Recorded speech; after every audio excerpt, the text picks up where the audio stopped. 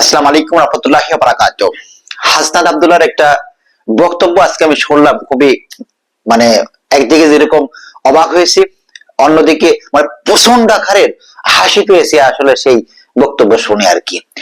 সেখানে তিনি মোটা দাগে কি বলার চেষ্টা করেছেন যে জনাব তারেক রহমানকে আহ বাংলাদেশের প্রশাসন নাকি সমস্ত তার দিকে ঝুঁকে গিয়েছে।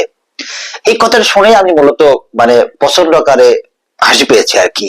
দেখুন, আহ জনাব হাসনাত আব্দুল্লাহ ভাই, আহ আমাদের নেত্রী মরহুমা বেগম খালেদা জিয়া, তিনি আপনাদেরকে বীর সন্তান হিসেবে সম্মানিত করেছেন।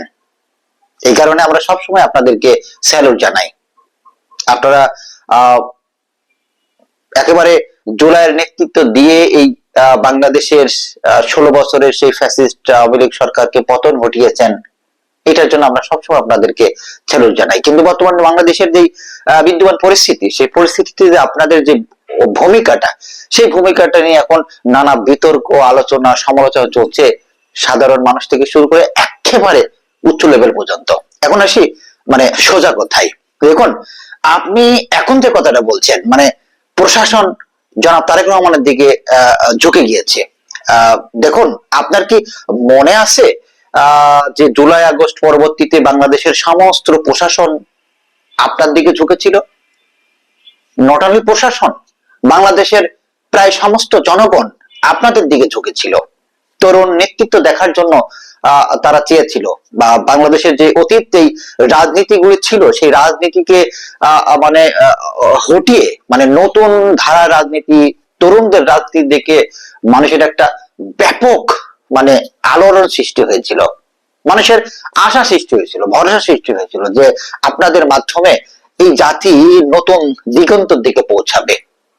কিন্তু দুর্ভাগ্যজনক হলো সত্য, আপনারা বারবার আপনাদের ক্যাবলা চেঞ্জ করেছেন। মানে এত পরিমাণ আপনারা মাতাল হয়েছেন যে আপনাদের ক্যাবলা বারবার পরিবর্তন করতে হয়েছে, কখনো এখানে কখনো ওখানে, এইভাবে আপনারা এই 1.5 বছর ধরে চলেছেন। দেখুন, আপনাদের মাধ্যমে কিন্তু বাংলাদেশে যেরকম জুলাই আগস্টের বিপ্লব ঘটেছে, ঠিক তেমনই ভাবেই জুলাই আগস্ট পরবর্তীতে বাংলাদেশে দেখেন অসংখ্য কিন্তু আপনার নানা ইস্যু তৈরি হয়েছে। সেখানে দেখুন, আপনাদের যে ক্যাবলাটা, সেই ক্যাবলাটাকে আপনারা কখনোই নির্দিষ্ট রাখতে পারেননি। এইটা দেশের মানুষ দারুণ ভাবে হতাশ হয়েছে। দেখুন, মানে আপনারা কারোর উপরেই পুরোপুরি ভরসা রাখতে পারেননি। যেমন পারেননি সেনাবাহিনীর উপরে ভরসা রাখতে, জনগণকে ভরসা রাখাতে, যেমন পারেননি প্রশাসনের উপরে, যেমন পারেননি ইউনূস সরকারের উপরে, যেমন পারেননি এই অন্তর্বর্তীকালীন সরকারের উপরে, যেমন পারেননি আপনাদের যে সমস্ত উপদেষ্টা ছিল তাদের উপরও আপনারা ভরসা রাখতে পারেননি।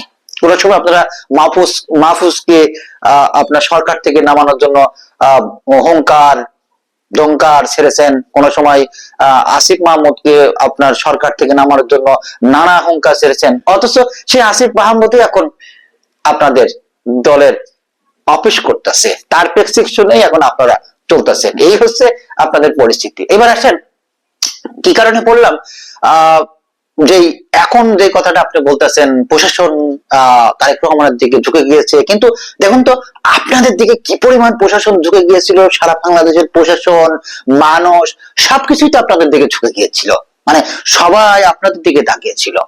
কিন্তু আপনাদের প্রতিনিয়ত কর্মকাণ্ড, প্রতি সেকেন্ডে, প্রতি মুহূর্তে, প্রতিদিন আপনাদের যে কর্মকাণ্ড, সেই কর্মকাণ্ডকে মানুষকে একেবারে বেহুশ করে ফেলছে। মানে মানুষ আসলে মানে দিক বিদিক হয়ে গেছিল, আসলে তারা কি করবে, কোথায় যাবে, কি হবে এই দেশের, এরকম একটু ব্যাপক নরাজ্য পরিস্থিতির মধ্যে সৃষ্টি হয়েছিল।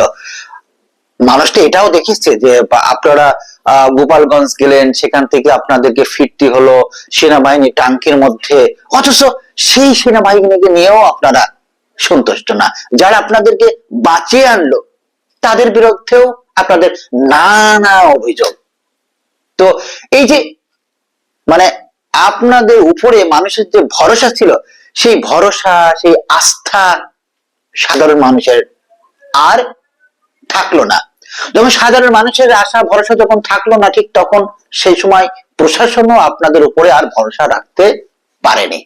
শেষমেশ সর্বশেষ আপনারা যেটা করলেন, ওই গুপ্ত রাজনীতির মধ্যে গিয়েই আপনারা হাজির হন। অর্থাৎ এতদিন পর্যন্ত আপনারা ক্যাবলা নানাভাবে পরিবর্তন করলেও শেষমেশ আপনাদের ক্যাবলা একটা জায়গায় গিয়ে আপনারা থামিয়ে দিয়েছেন, সেটা হচ্ছে গুপ্তদের মধ্যে রাজনীতি। দেখুন, বাংলাদেশের মানুষ এই রাজনীতি কখনো চায়নি।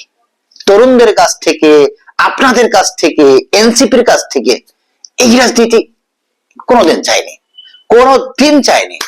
তো এখন আপনাদের এই যে গুপ্তদের রাজনীতি, এই রাজনীতি দিয়ে কিভাবে মানুষ আস্থা পাবে, আর কিভাবেই বা জনগণ আস্থা পাবে, কেনই বা তারা এখন আপনার দিকে ঝুঁকবে? ঝোঁকার তো আসলে কোনো কারণ আমি দেখি না, কারণ সেই কারণগুলোই আপনারা রাখেননি। এখন বাংলাদেশের রাজনীতিটা কি হচ্ছে, কেমন হচ্ছে, সেটা হচ্ছে জামাত ইসলাম ঠিকঠাক মতো আপনাদের মাথার উপর বন্দুক তাক করে এখন তারা কাজ করছে। অর্থাৎ বিএনপির সাথে তাদের সম্পর্ক খুব ভালো, আপনাদের মাথার উপরে বন্দুক রেখে বিএনপির সাথে মারামারি করবে, আর আপনারা হবেন সব থেকে খারাপ।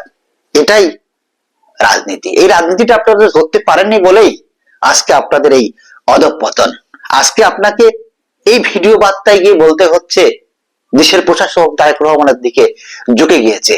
যে প্রশাসন, যে মানুষ আপনার দিকে ঝোঁকার কথা ছিল, আপনাদের দিকে ঝোঁকার কথা ছিল, আজকে তারা সেই আস্থা থেকে সরে এসেছে। এটাই বাস্তবতা, এটাই রিয়েলিটি। সবাই ভালো থাকবেন। আসসালামু আলাইকুম।